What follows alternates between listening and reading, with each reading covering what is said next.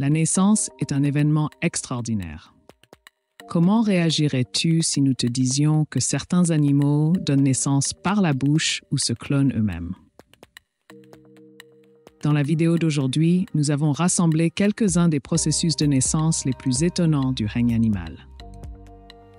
Opistognathus orofrons est une créature fascinante qui vit dans les eaux magnifiques des Caraïbes, en particulier dans les zones riches en récifs coralliens.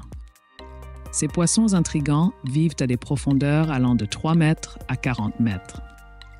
Son nom en anglais, Yellowhead Jawfish, lui a été attribué en raison de sa tête d'une couleur particulièrement jaune et, comme vous l'aurez probablement deviné, de sa bouche assez grande.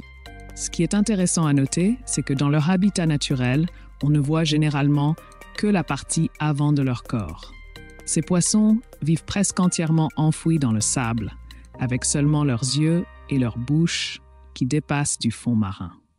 La grande ouverture de leur bouche a plusieurs fonctions importantes. Ils transportent les pierres de sable et coquillages pour construire les nids. Sa grande taille dissuade les menaces. Il joue un rôle crucial dans l'élevage des petits. Le père garde les œufs dans sa bouche jusqu'à l'éclosion des têtards, assurant leur sécurité. La grenouille de Darwin ressemble à une grenouille tropicale typique.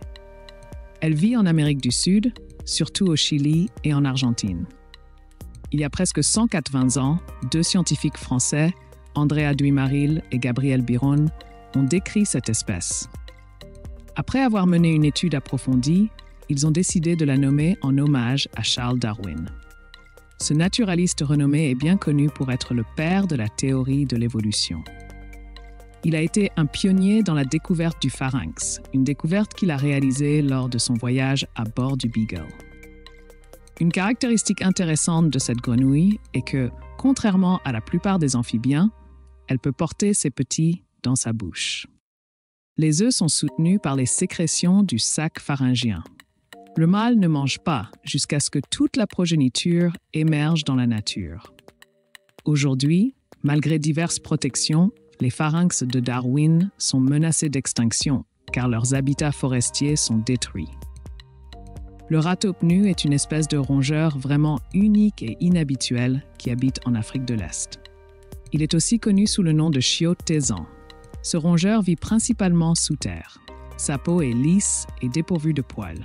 Bien que le rongeur nu semble vulnérable, ce n'est pas du tout le cas. En fait, l'omble est presque totalement immunisé contre la douleur. Contrairement aux autres rongeurs, il peut vivre jusqu'à 32 ans. De manière surprenante, la hiérarchie interne de l'omble est très similaire à la structure sociale d'insectes, tels que les abeilles ou les fourmis. Un groupe recherche de la nourriture et creuse des tunnels, tandis que l'autre protège le troupeau des prédateurs. La famille est dirigée par la reine-mère, qui met bas en continu. La gestation d'un omble dure environ 70 jours. Une femelle peut avoir jusqu'à 3 douzaines de petits à la fois. La reine vit environ 18 ans.